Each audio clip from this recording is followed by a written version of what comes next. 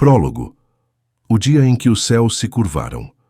Muito antes de reis erguerem suas coroas douradas ou poetas cantarem os caminhos das estrelas, o mundo era mergulhado em escuridão. A vida rastejava em agonia sob céus turvos e mares envenenados. A terra, que deveria florescer em liberdade, jazia oprimida sob o jugo de uma força tão antiga quanto a própria criação. Abaddon, o rei das sombras. Abaddon não era um governante comum, era a própria encarnação do desequilíbrio e ruína. Dizem ter linhagem vinda do anjo caído, Lúcifer. Abaddon não era um governante comum, era a própria encarnação do desequilíbrio e da ruína. De seu trono de ossos e pedra negra, ele comandava legiões de criaturas deformadas, cobras gigantescas de olhos ardentes, tigres colossais de presas venenosas e dinossauros moldados em laboratórios de feitiçaria negra. Verdadeiras bestas criadas apenas para destruir. Onde suas hordas passavam, as florestas secavam, os rios se tornavam sangue, e a esperança se extinguia como a última vela em meio a um vendaval de horror. Os homens, fragmentados e desesperados, nada podiam fazer. Aldeias desapareciam em noites silenciosas, devoradas pelas feras da sombra. As estações esqueciam seus ciclos, e a própria natureza parecia curvar-se diante da vontade do mal. O mundo não apenas sofria, ele morria lentamente, sem qualquer sinal de salvação. Diante dessa tragédia, os 4 grandes dragões elementais, entidades primordiais, invisíveis desde a criação, observava Telos, o dragão da terra, cuja respiração formava montanhas e vales. Dunan, o dragão da água que tecia rios, mares e correntes subterrâneas. Fujin, a dragonesa do ar, que soprava vida nos ventos e tempestades. Ignis, o dragão do fogo, sempre observaram o mundo em silêncio. Nunca interferiram, pois entendiam que o ciclo da vida e da morte precisava seguir seu curso natural. Para eles, a ascensão e queda dos homens eram ondas inevitáveis no vasto oceano da existência. Contudo, o que se passava sob o domínio de Abaddon era diferente. Não era apenas a queda de um povo, mas a asfixia do próprio espírito da criação. O sangue jorrava em rios, a terra gemia, o mar chorava, o vento cessava, a canção do mundo, outrora vibrante e eterna, sucumbia diante do mal, ameaçando toda a existência ser varrida da face da terra. E então, pela primeira vez, os dragões sentiram compaixão. Quando tudo parecia perdido, o céu se rasgou como um véu frágil, e dele surgiram as forças esquecidas.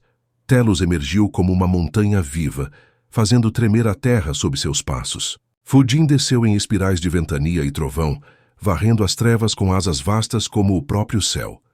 Dunan irrompeu dos mares ocultos, trazendo consigo torrentes de águas vivas para lavar o mundo. Ignis caiu como um cometa flamejante, iluminando a escuridão com sua fúria purificadora. Ao lado dos últimos homens livres, os dragões travaram a batalha que ecoaria eternamente nas memórias da terra. Onde Telos rugia, muralhas de pedra surgiam para proteger os oprimidos. Onde Dunan se erguia, cidades corrompidas eram submersas em marés restauradoras. Onde Fujin passava, ciclones dizimavam exércitos inteiros. E onde Ignis voava, a própria sombra se incendiava em chamas douradas. Por 77 luas, o mundo foi campo de uma guerra como jamais se vira. As montanhas foram despedaçadas, os rios alteraram seus cursos, e o céu, por muitas noites, brilhou com luzes que não eram estrelas. No final da última lua, Abaddon foi destruído.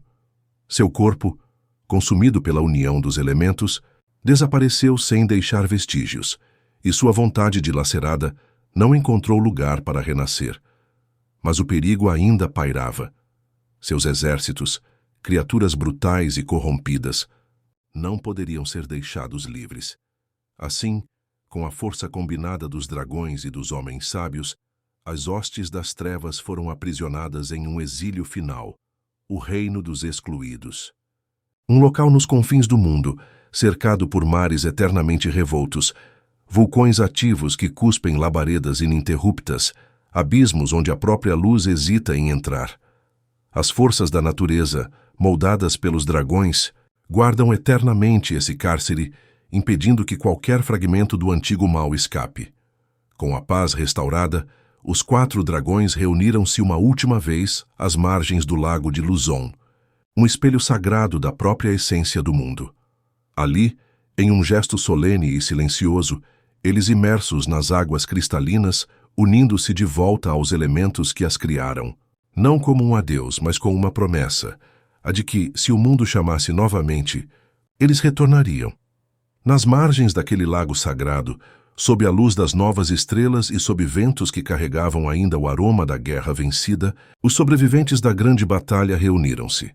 Homens e mulheres que haviam perdido tudo, exceto a esperança. E juntos, eles decidiram erguer uma nova terra, não baseada em conquista ou dominação, mas em memória do sacrifício e da renovação. Foi ali, naquele solo banhado pelas bênçãos invisíveis dos dragões, que nasceu o reino de Eirene, a terra da paz eterna. Entre eles um nome se ergueu naturalmente, Mitra, guerreiro de alma pura, voz firme e coração justo. Mitra era aquele em quem todos confiavam instintivamente. Assim ele foi escolhido como o primeiro rei de Eirene, não com ouro ou coroas, mas com a promessa de guiar seu povo segundo a harmonia que havia sido conquistada a tão alto preço. E, para selar a nova aliança entre homens e natureza, forjou-se a maior herança do mundo, Anzu, a espada lendária dos 4 dragões, caída do céu, como se fosse um raio, com a lâmina protegida por um rocha, onde gerou um furacão envolta. A lendária espada caiu próximo de Mitra. O furacão foi em direção a Mitra, que ficou envolto de um furacão com ar, água, terra e fogo, e uma voz estrondosa partindo de Ignis falou: "Não temas, você foi o escolhido para empunhar a espada de Anzu. Com ela você reinará e protegerá seu povo num período de paz e prosperidade por 500 anos. Hoje, sob os campos dourados de Eirene e os céus limpos de terror, poucos lembram a verdadeira origem de sua paz. Mas aqueles que param para ouvir o sussurro do vento ou mergulham nas águas profundas do lago, ainda escutam uma voz antiga repetindo incansavelmente: os dragões repousam, mas seus olhos jamais se fecham. Se o mundo sangrar novamente, eles virão.